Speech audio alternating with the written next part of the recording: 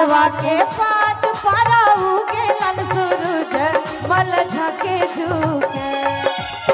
केलवा के पात पारा उगेलन सूरज मल झके झुके। हे करेलू छठ बरतिया से झाके झुके। हे करेलू छठ बरतिया से झाके झुके। केलवा के पात पारा उगेलन सूरज मल झके झुके। केलवा के पात पारा उगेलन सूरज मल झके झुके। हे करेलू छठ बरतिया से झाके झुके। हे करेलू छठ बरतिया से झाके झुके।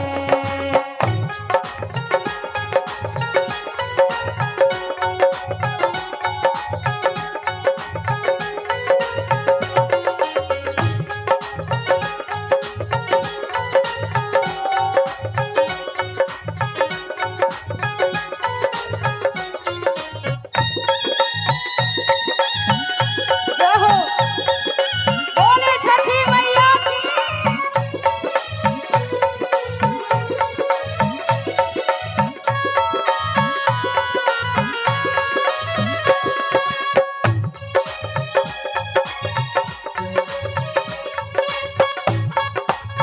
हम तो से पूछे बरतिया बरतिया से केकरा लगी।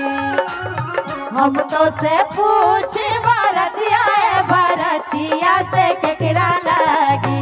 हे करेलू छठ बरतिया से केकरा लगी। हे करेलू छठ बरतिया से केकरा लगी। हमरो जे स्वामी पवन ऐसन स्वामी से उनका लगी। हमरो जे स्वामी पवन ऐसन स्वामी से उनके लगी।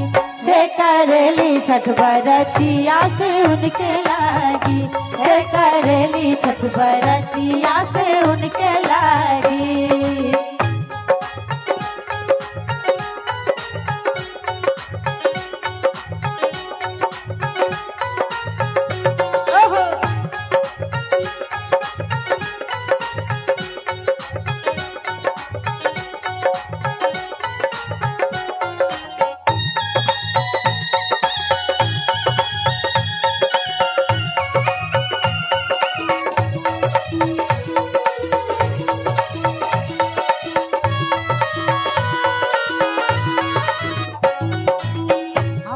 से पूछे बरतिया बरतिया से केकरा लगी।